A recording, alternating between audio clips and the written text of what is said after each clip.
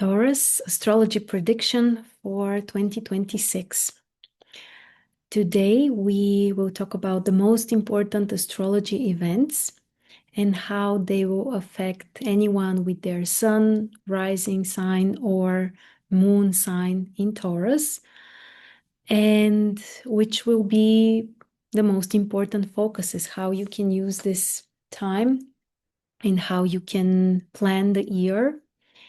So we will talk about, of course, Uranus being in Taurus, but finally moving out to Gemini. This is the most important event for your sign.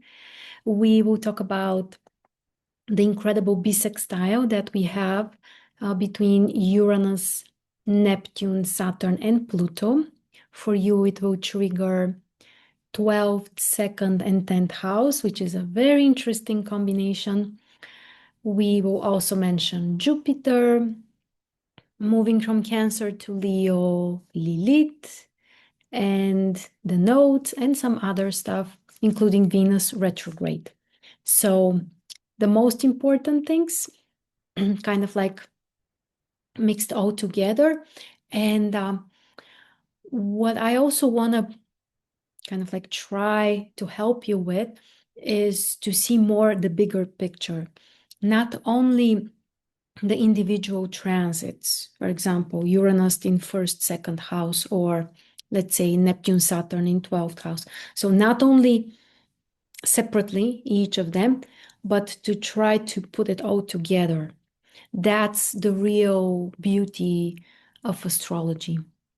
When we are trying to see the whole picture, basically in our interpretation, we are like painting a picture with everything that we see. And at the end, there is like an image. And sometimes you can describe the image and it's very logical and it makes sense. Sometimes it's more about your intuitive perception of this image.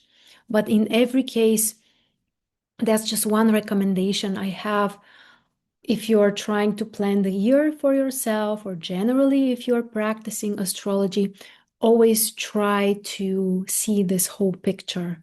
That's what makes astrology alive. Otherwise, it's just, we can read it from the books.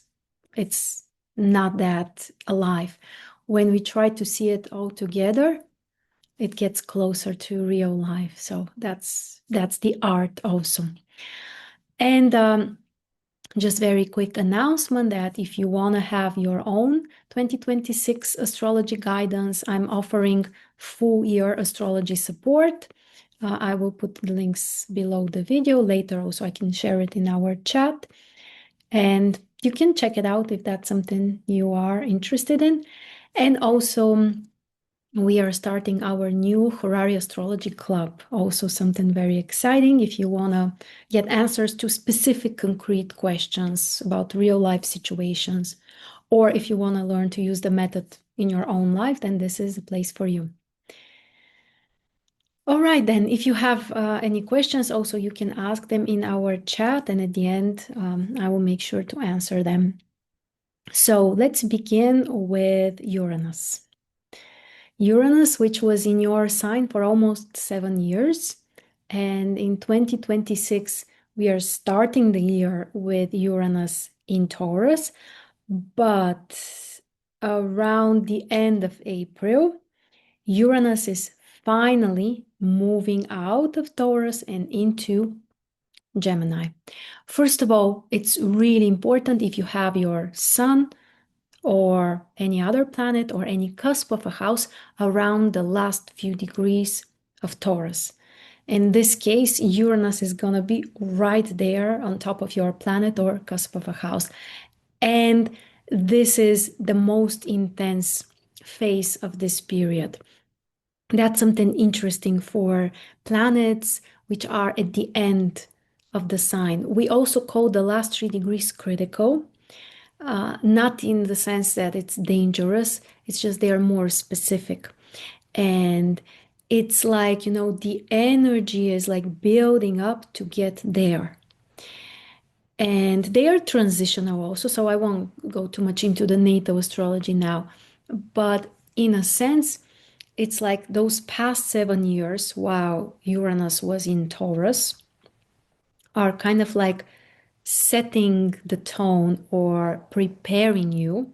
But the actual outcome or the actual culmination basically is when Uranus makes the exact conjunction.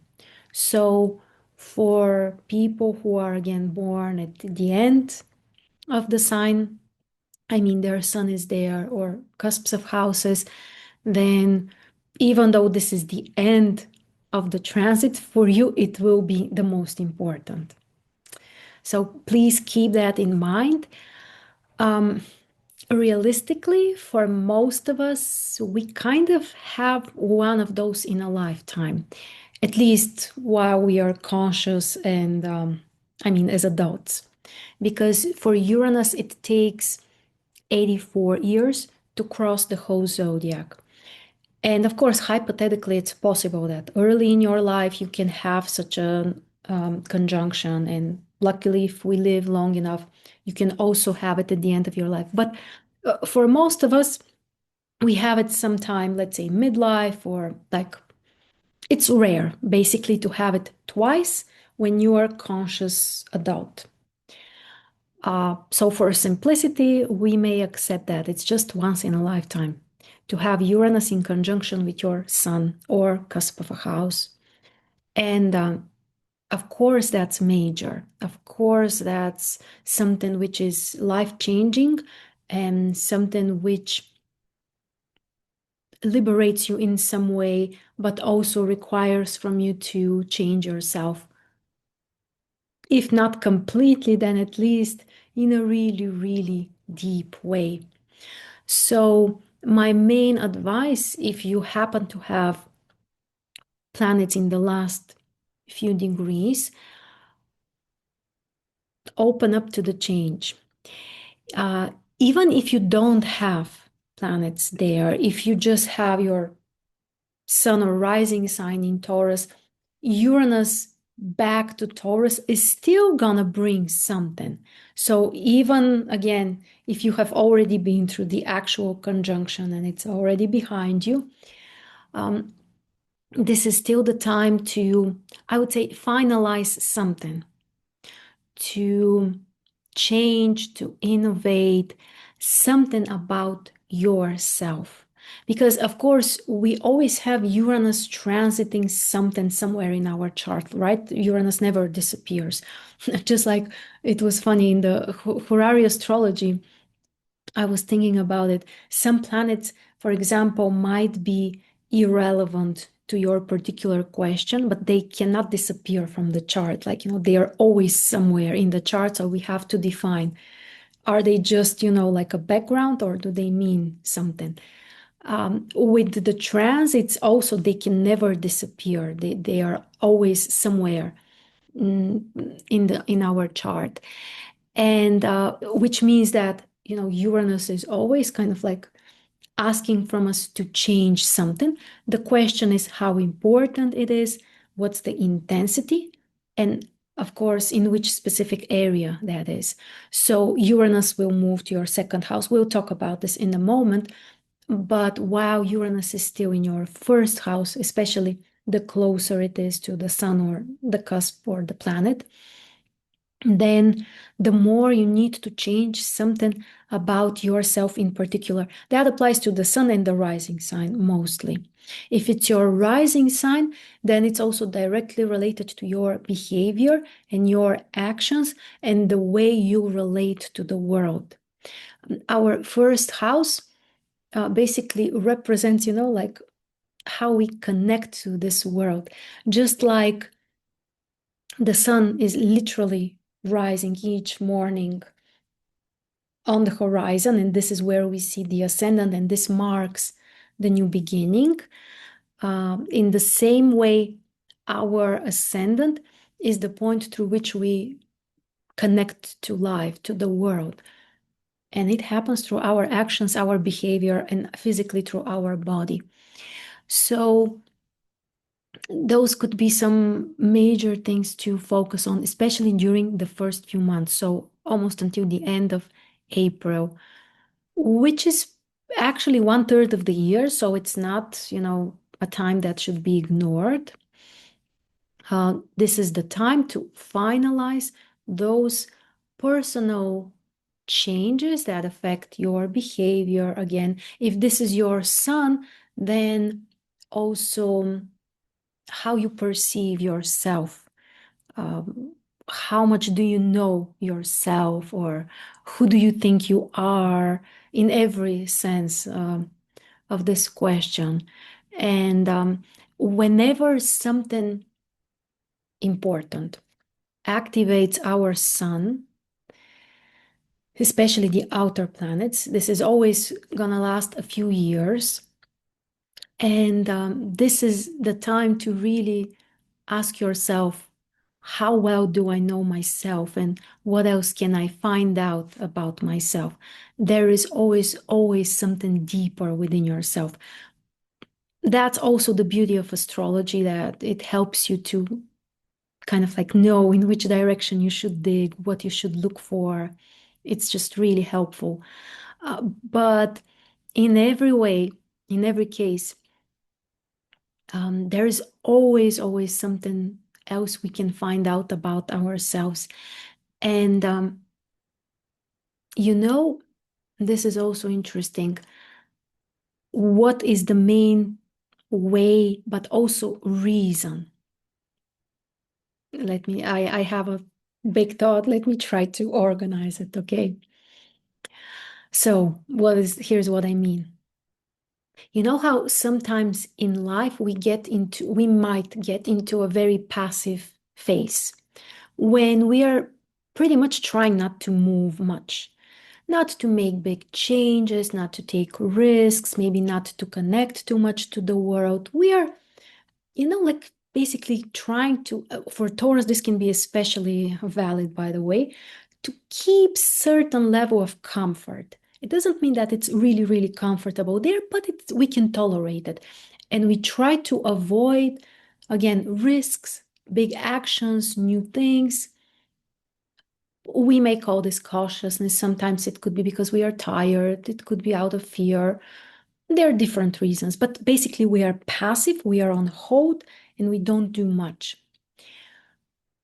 What is could be very often the hidden reason, or at least something that is connected to this? When you don't basically challenge yourself, you don't get to see parts of yourself that you may not want to see.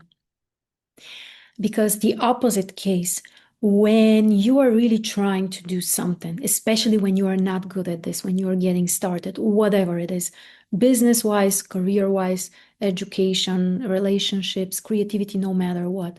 But when you are trying to basically dig deeper and find some kind of resource within yourself so that you can improve something, change something, take some risks, what happens in those situations is that you start noticing more about yourself, about who you are, different layers, because we are never just good or bad, my friends. Like, this is very, very naive, but no one is just good or bad. We are like tons of things at the same time.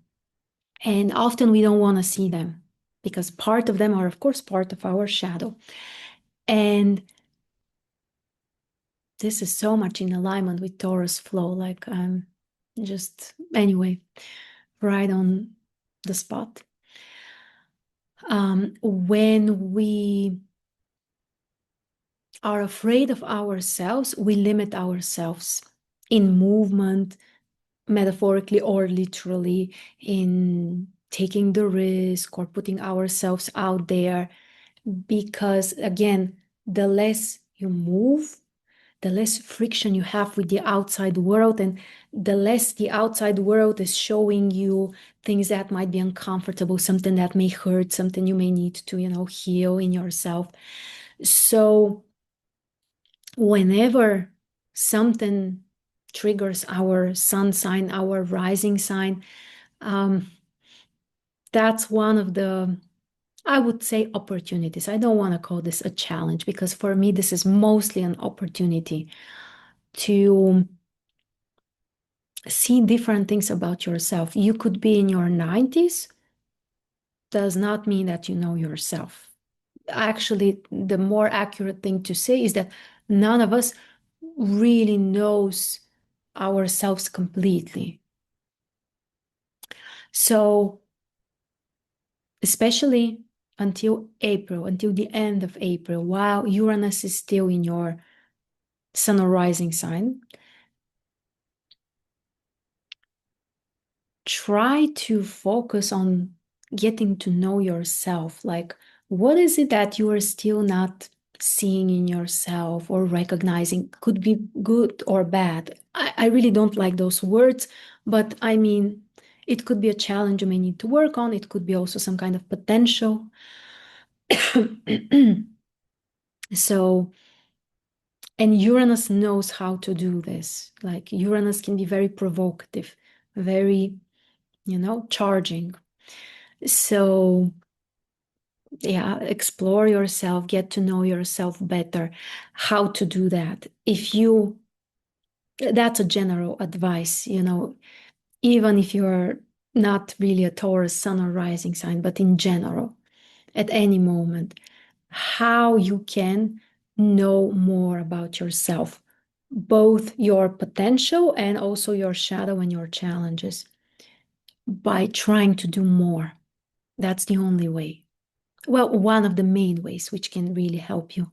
Just set some kind of goal, set an intention, not in the sense of waiting for the abundant universe to bring it to your lap, but in the sense of you will do your best to get this for yourself. And the more you move, metaphorically, I mean, you try things, some things don't work, some may work. You will need to find many things. You will basically see those kind of like, yourself from different angles in different situations. You know this also from real life, how to get to know someone, you need to see them in different situations. People show their different sides differently. When they are stressed, when they are anxious, when they are angry, when they have used alcohol, for example. To really get to know someone, you need to see them in different contexts. For example, for a potential partner, it's always a good idea to give yourself the chance to see them in different situations. Same as with ourselves. So, especially the first 4 months with Uranus in your sign, use this opportunity to find out more about yourself, which will also set you free from things that you think about yourself but may not be actually true. We also have tons of those. So set some intention, set a goal, and try to pursue it, to achieve it, especially with this intention to get to know yourself better, to see different lines of who you really are. And after April, after the end of April, Uranus will move to your second house. The second house is also very important for you because this is the natural house we associate with the Taurus energy, which is related basically to concrete results, to achieving something material, to the body forms, not only the body, but all kinds of material shapes and forms, all kinds of personal resources, including money, including energy, also very important for our health. And in this area, you will make some significant changes in the next 7 years approximately, while Uranus will be in Gemini. And it's especially important if you have other planets or if you have a cusp of a house around the first few degrees of Gemini. Also, it's significant.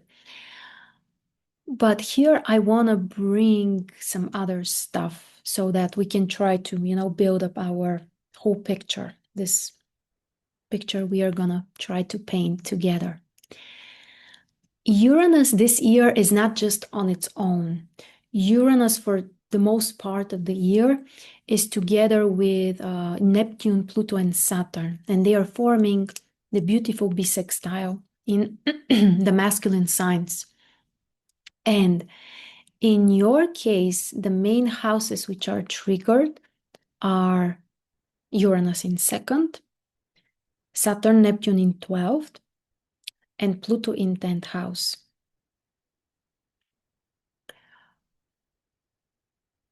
What is the most important here? A few things. The focal point is 12th house, where Saturn and Neptune are. That's, how this bisextile works. So for everyone, wherever Saturn and Neptune are in your chart, that's where the main energy kind of like meets and goes. So 12th house is, in a way, we might say the most important for you. But, and okay, let's start from here. What is 12th house about? All things invisible, all things that you can't literally touch, you can't literally measure, and yet they are like, the basis of everything, but behind, kind of like underneath. This is the collective subconsciousness. This is the house related to intuition, dreams, inspiration, need for space, need for isolation, need for reset, need to just take a break. So all of those things will be very important. But again, for me here, the major focus is this connection with some kind of, with the collective field, basically. And with this more kind of like subtle layer, more invisible, more related to intuition and inspiration. So that's major focus. But the other two focuses, Pluto and Uranus in 2nd and 10th house, they are the most practical houses. One of the most, together with 6th house. So look how interesting it is for you. From one side, the focus is in 12th house. So the invisible, the intuition, the inspiration, the relaxation. But the other 2 points of the bisextile are actually as practical as possible. Like it doesn't get more practical than that. 2nd house and 10th house. How to connect all of this? You need to find, well, not that you need, but it's an opportunity, and I think kind of like nice for you if you look in this direction, to find, like to focus at the same time on this intuitive, inspiring side, intuition, creativity, all of that. And at the same time, this can allow you to achieve something concrete and practical. Because the other 2 points are in 2nd, 10th house. It could be literally affecting your career, your financial situation. It could just be about some kind of visible, measurable results that you can achieve. But again, what is important? Don't focus only on the practical side of things. Even if that's your main motivation, even if, for example, you want to improve your career, or you want to start a business, or you just want to grow your income, those are practical, concrete goals. They are great goals, very appropriate for Taurus. But this year, you shouldn't look only into this.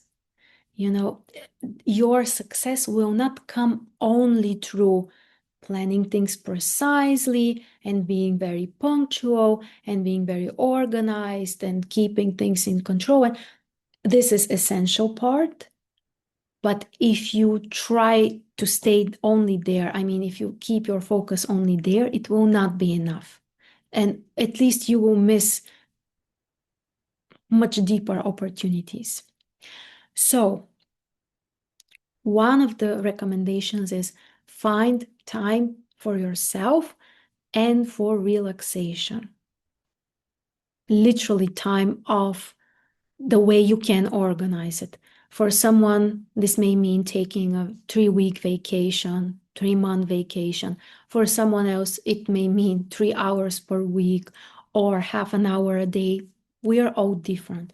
But if you really want to tap into something deeper within yourself, which eventually you can use for something practical to improve something concrete. By the way, it may also be something related to your health, not only business, money, and those things. It could be about your vitality, your health, your connection to life. This is also something second house represents. So if you want this other part, you need to, I would say, start first with taking this time off, making sure that you can relax, that you can,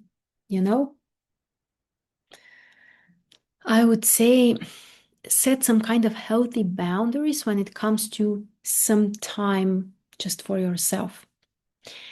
And Saturn and Neptune, of course, are more than interesting in your 12th house. They actually both feel very comfortable there. Neptune is the natural ruler of 12th house. Saturn is what we call happy in 12th house. Why? Because both of those planets like the separation, the distancing, For Neptune, it's more like detachment in my own dreams or creative process or intuition, something like that, spiritual process. For Saturn, usually it's more just like, just stay away from me, give me some time and space. But from this perspective, both of the planets, which is actually a bit interesting and strange because in many ways they are completely different. I mean, Saturn and Neptune, overall, this is a very challenging conjunction for the same reason. However, when they are in 12th house, I think that they can find some kind of compromise. But this compromise, again, is related to negotiating some time off, some time for relaxation, for some kind of intuitive work. So basically, that's what I would recommend you to start with, to make sure that you have this kind of like lower phase.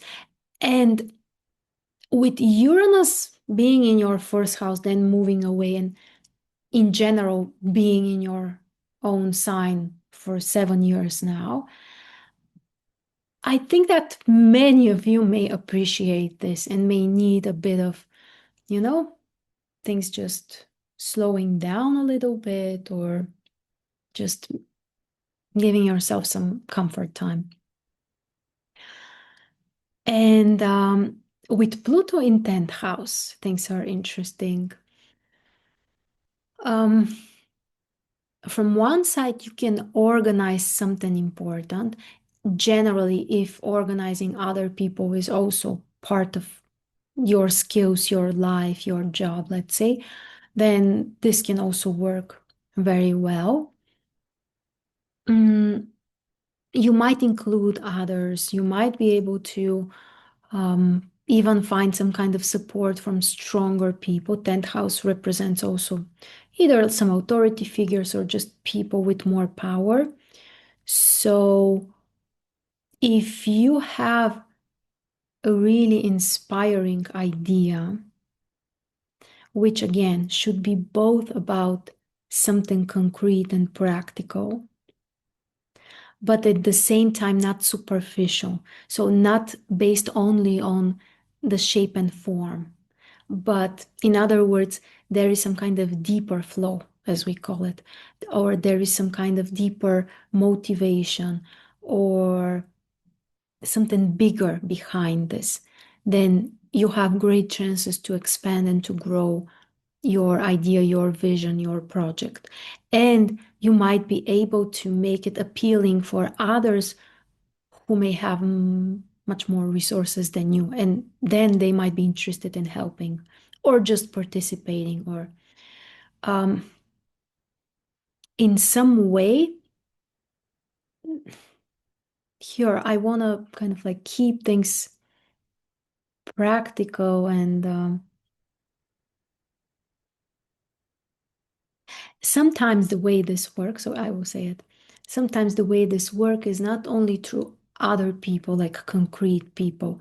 Sometimes when you are trying to do something which is not just about the superficial form and also not just for yourself, but there is something deeper underneath as a motivation, basically the collective field supports you.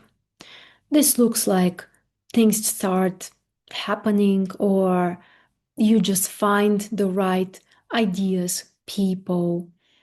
Um, you kind of have the feeling that, you have some luck. But basically, this is an expression of when there is a flow. So, this is also a significant part because the outer planets, which are, again, part of this bisextile, they are never personal. They are actually called transpersonal planets, which means that they're always about processes which are bigger, not just about ourselves, but they include others. Yeah, of course, with different size. Not everything applies to the whole humanity, but to certain group of people. So to think from this perspective can be also really helpful for you. Something more, basically to include others in this. And for business growth, financial growth, the time is great to innovate something, to transform something. But again, this will be sustainable and will kind of make sense and bring real results if you are able to find this, basically the 12th house component, this something intuitive which is guiding you, or some kind of inspirational creative idea. You need something deeper to get the best results. Another interesting way to work with this energy, especially if you want to change something about your health or your body, but actually also things like money, basically second house related things, is to work and to dive deeper into your subconsciousness, 12th house, which also is connected to finding like hidden parts within yourself. Maybe some of them are traumatized, maybe some of them are scared, maybe there is a potential that didn't have the time and space to be expressed. Could be many things.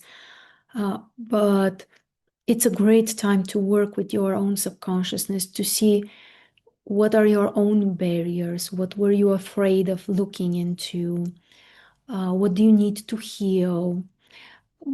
There may need to be, like more focus on the past, your own life, what you know about this. 12th house is often related also to the prenatal phase, basically when we are developing in our mother's belly. So the pregnancy period, especially if you have planets in 12th house and they are somehow problematic. Often this is an indication that something important has happened before you were born.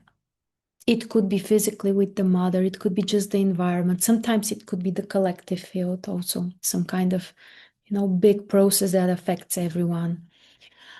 But this is a great time to dig into those things, to search for more information, but even more importantly, to find a way to process that, to heal that.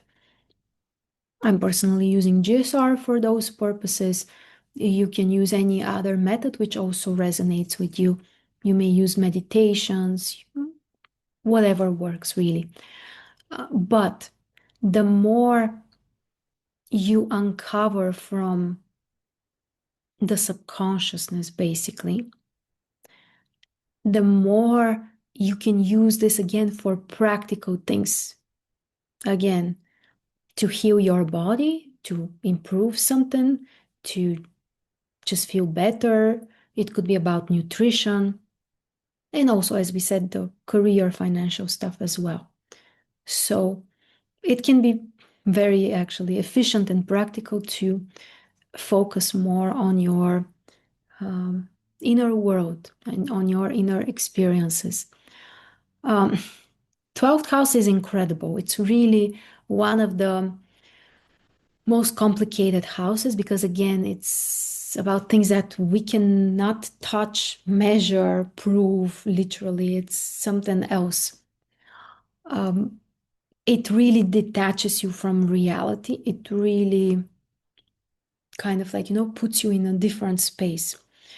Um, just to bring more of this energy, quick personal share. In the past few years, my progressed moon was in 12th house. And because the moon is very important for me and also for everyone, I felt this connection especially strong. And it's actually quite amazing. From one side, it really takes you somewhere else. Like, many meaningless things in your life just go away. For example, ways in which you might have wasted your time or uh, people that were not really bringing positive energy into your life. So basically, just many things just dissolve. That's a very good word, dissolving. Of course, totally Neptunian word, especially relevant for you with Neptune in your 12th house now, but again, focal point of the bisextile. So, in other words, many things need to be dissolved. But I won't tell you that this process is just fun, and it really depends, first of all, on how you process it. Usually it has many layers, and some of them are not so fun. But at the end of the day, mm, you have the feeling like something has been cleaned, cleared, purified. Like, lots of unnecessary baggage. It could be memories, it could be beliefs, many things can just fade away. So, this is a preparation which allows you basically when the focus goes to first house, eventually it always does, to start. It's not starting from scratch, but it's starting in a new, fresh way, like a reset. But before that, you are in 12th house.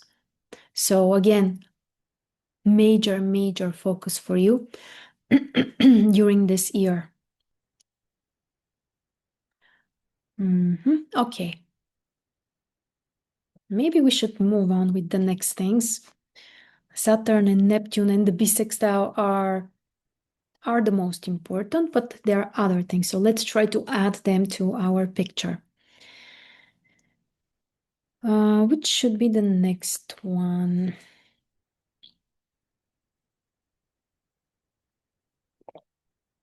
Let's go with Jupiter. Half of the year, Jupiter will be in your third house, which is a great time to focus on more practical things, especially practical skills, and to connect more with other people, with the environment around you, with friends. So Jupiter can bring you more joy from those activities. To learn, for example. That's one of Jupiter's specialties, of course. And what's the nuance here? That in third house, it should be something you can apply in your life, something that basically has some kind of real value for you. So if you want to learn more, if you want to expand more, the first half of the year is especially beneficial for that. The second half, from July, Jupiter moves to your fourth house. From one side, the practical side of this, you can just improve things at home. Maybe for some of you, this may even be an opportunity to find a new home, to move, to relocate. There needs to be other indications. So Jupiter in fourth house is not enough, but it could be a great support if, there are other things happening, and also if that's something you're looking for.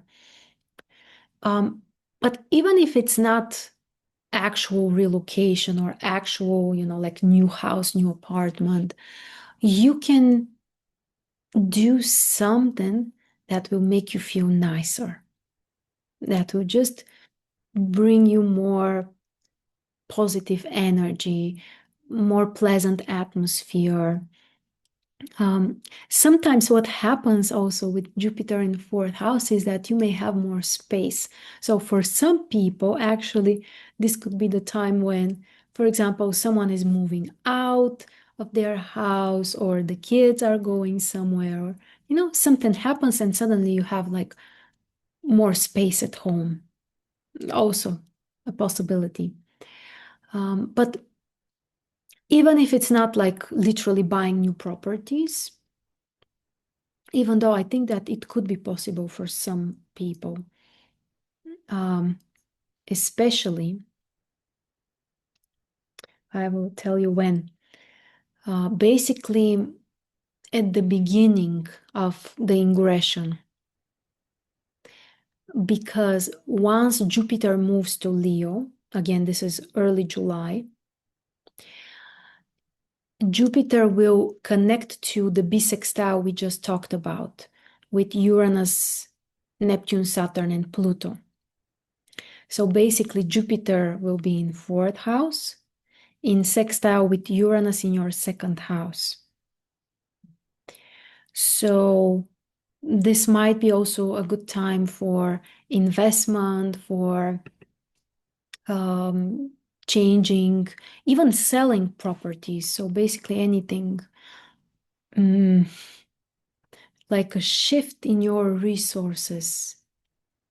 So also if you want to sell things from your home or house that you haven't used in order to set free, or to set free some of the space, this is a great time.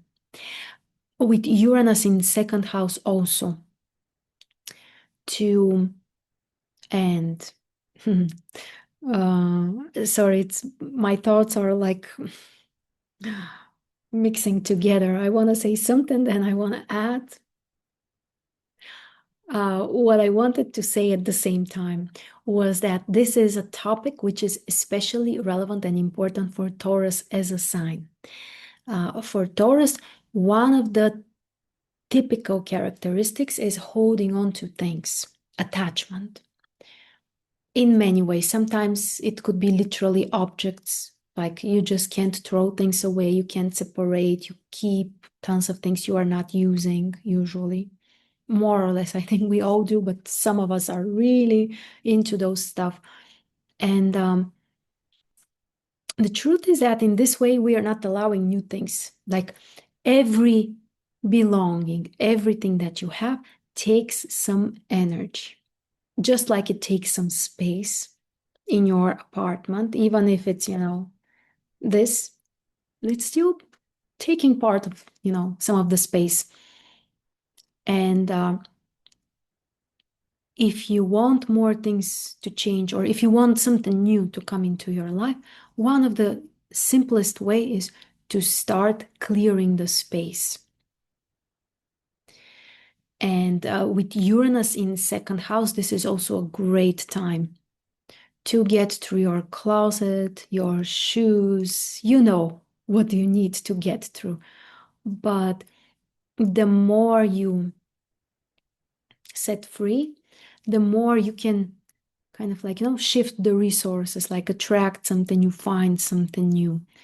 And yeah, especially the summer is amazing. Not only, but especially the summer, if you wanna clear things out and change something. Also, as I said, buying, selling properties is a really nice time.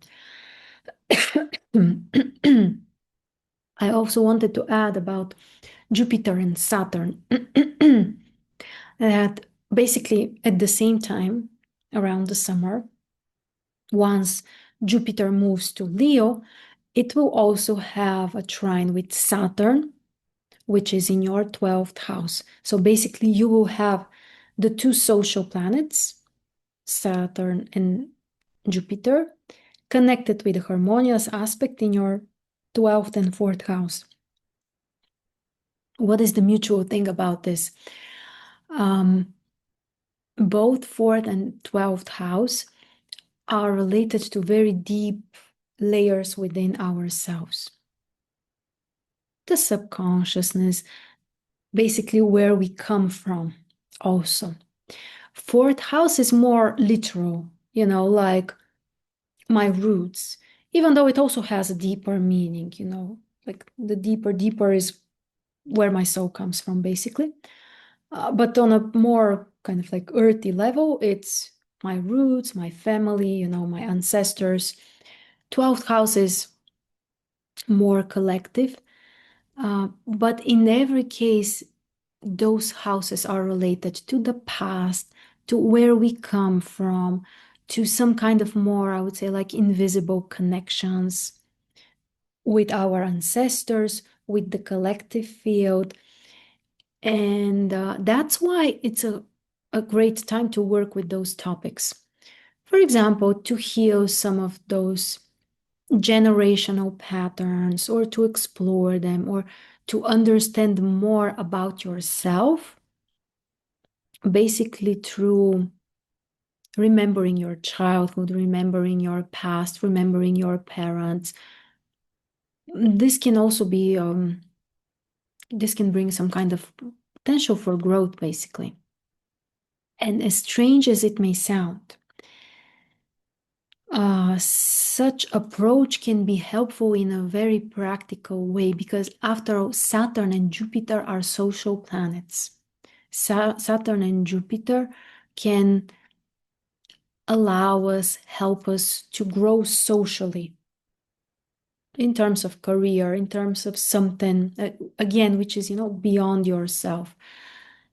So by exploring this deeper side, again, the past, the generations, ancestors, all of those invisible connections, you may tap into some kind of resource or you may heal something in yourself, and that eventually may help you to grow in a more kind of like tangible way, something again socially related to your career, business, or even properties,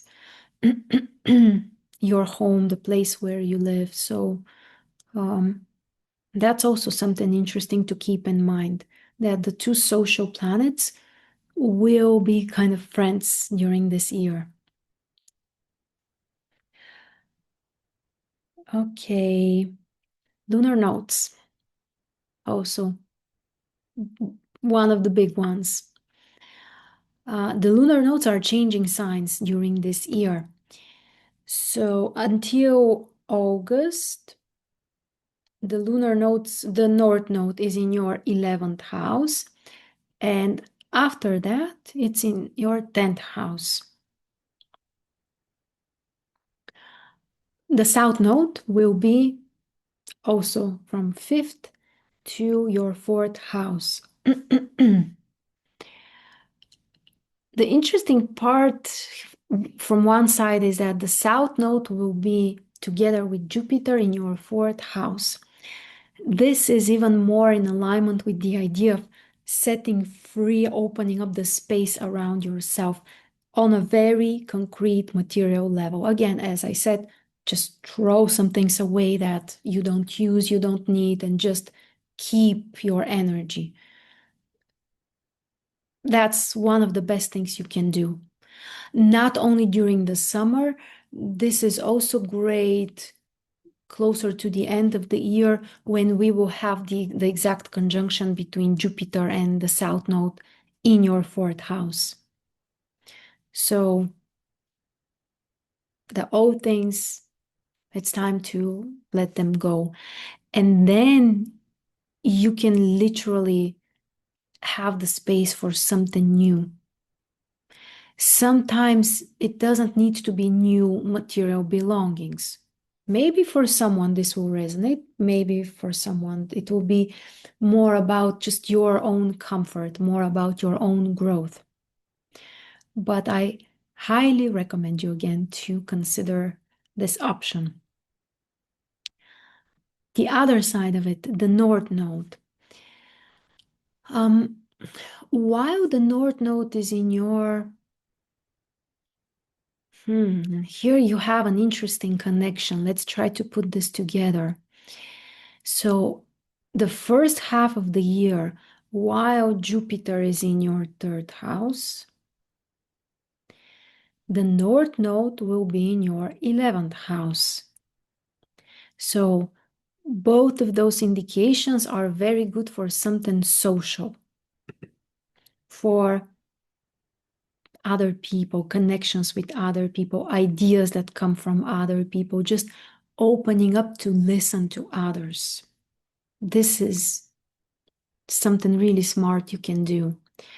You may listen to podcasts, you may find a mentor, you may just start socializing, going to places where, people are interested in something that you want to know more of.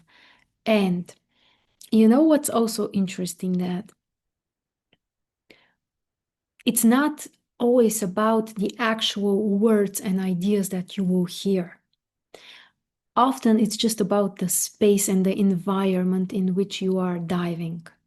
In other words, the energy around you. So try to immerse yourself, especially again during the first half of the year. Jupiter in third house, the North Node in 11th house.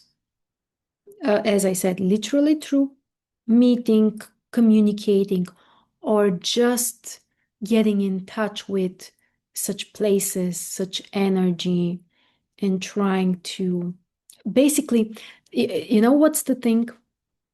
That often you may not be able to catch how this works. You may not see it as linked, but eventually it may bring you some kind of inspiration. Maybe at another time, maybe at another place. But it will be also great kind of like food for your 12th house process. Remember, we said that this is like the most important or one of the most important things this year for you. The bisextile in 12th house, pointing in 12th house. So by going to some places, listening to some things, maybe asking other people, you may inspire your own imagination, your own creativity, and just open up for something else. So that's a great way to use, especially the first half of the year. The second half of the year,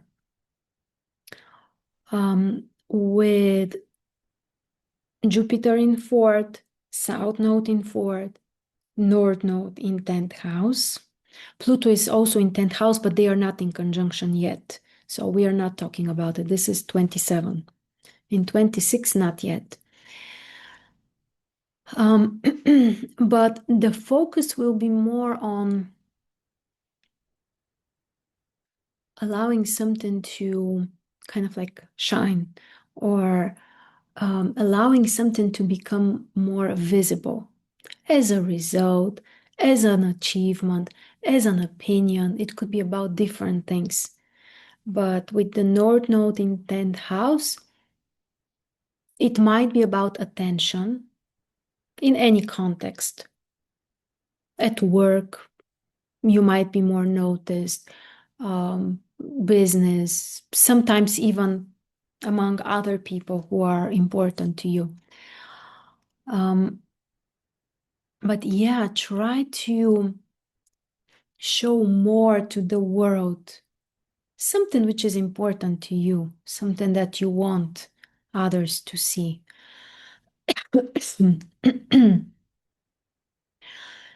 And from this point of view, it could be a nice time for career growth, for some kind of expansion in this area.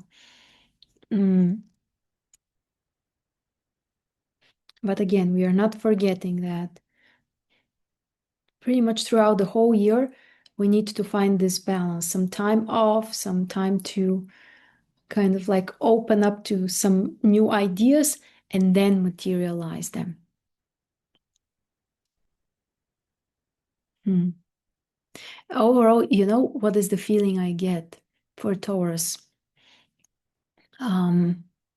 That from one side, you get the opportunity to focus on something which is naturally close to you.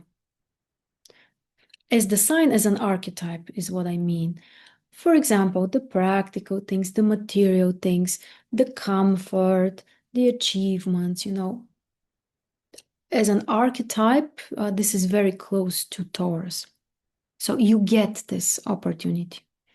But at the same time, you get the opportunity to develop, to work on things that are not close to you as an archetype. It doesn't mean that there aren't other indications which are making you more intuitive or more like diving into the collective of you may have it, but just as a pure archetype, Taurus does not have this. So in every case, you have the chance to focus on something that feels natural and usually comfortable, and yet add something new, like that's what we call real expansion. So it could be especially interesting as a combination.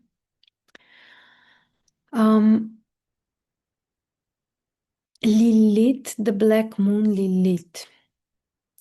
Part of the year it's in your 8th house. Approximately the last third of the year it's in your 9th house. In Sagittarius and in Capricorn. Lilith in 8th house also supports diving deeper into things, kind of like investigating something, digging into something, something that may need to be healed, sometimes it could be about fears, it could be about suppressed anger, especially the more feminine type of anger. Some kind of unfairness or a feeling, an experience of unfairness. So those things can also kind of like come to the surface, and they can also uncover tons of resource. The last third of the year, when Lilith is moving to your 9th house, the focus goes more to the future, making some big plans. It gets lighter from this perspective for sure. So when Lilith is in your 8th house, it's more intense. Okay, and Venus, your ruler. Venus will be retrograde. Let me find when. October, November. Venus is retrograde in your 7th and 6th house. First of all, because it's your ruler, this is always important, no matter where it happens. So you need to pay extra attention to this phase. Venus is retrograde once in 18 months. So it doesn't happen so often, obviously. And while Venus is in your 7th house, this is also a really important place because it's associated to Venus as well. So relationships, to put it shortly, connection to others, sharing emotions, sharing how you feel, also paying attention to the other person, how they feel.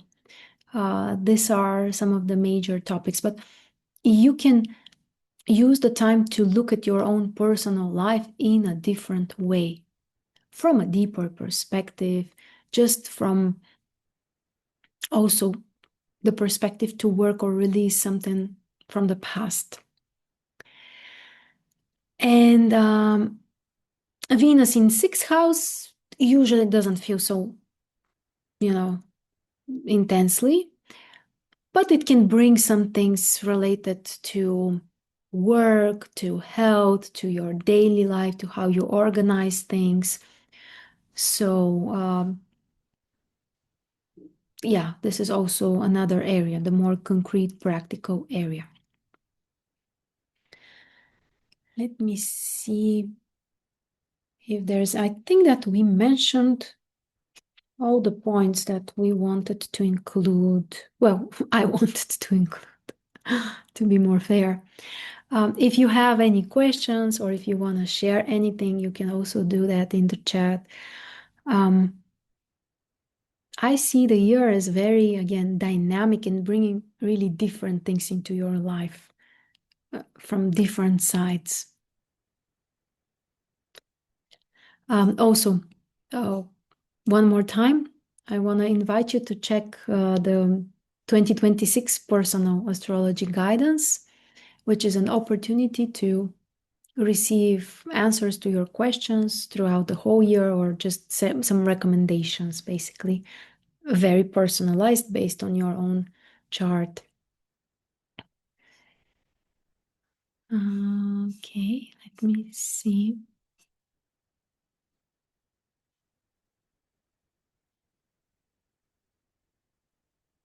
Mm 13 degrees Taurus ascendant, Uranus transit in 2022. Rahu was there too. Eclipses, yeah. Well, you know Uranus well. Yeah. All right then. So I want to thank you all for joining me. I want to wish you a great, inspiring year. Mm, yeah, just open up to something new. Allow yourself to have something exciting in your life. Thank you. Thank you very much. So we'll continue with the rest of the forecast for 2026. Those who are watching the recordings will be able to find them. There will be a separate playlist also available with all of them. So what does it mean if Uranus activates mutable tau square? You have to explore the tau square. It will be activated. It means that the whole tau square is activated, not just the Gemini part of it, but the other two will also be activated. And it always brings more energy because it's like more things are triggered at the same time. And when it's a tau square, you need to find the balance. You need to navigate things that may want to go in different directions. But this is also an opportunity for change, especially when Uranus is part of it and triggering it. Yeah. You can check what are the planets. Are they personal planets? Are they outer planets? Which houses are involved? All of this will help you to kind of like see the whole picture. But generally, that's a principle that whenever a certain planet is activated in your chart, basically it's activated with its full potential, which means also all the aspects that this planet has with other planets are also triggered. And that's why it's so important what's the natal status of this planet. It's one thing if you have, let's say, not you, but someone has the sun, let's say 29 degrees in Taurus. And right now, transiting Uranus is making conjunction with your sun. But it will be one case if in the natal chart you have a trine between the sun and Uranus. It will be another thing if you have an opposition between the sun and Uranus, and generally the other planets of the sun, aspects of the sun. So whenever something is activated in your chart, like a planet, mostly a planet actually, check what's the status of this planet. Is this planet strong, harmonious, balanced, or is it challenged, maybe hurt? Because that's what is being activated at the end, your inner natal potential. So that's why, conjunction between Uranus and the sun may feel quite different for different people, depending on their natal sun. So, yeah, that's how we do it. All right, so have a lovely 2026. We'll be in touch very soon.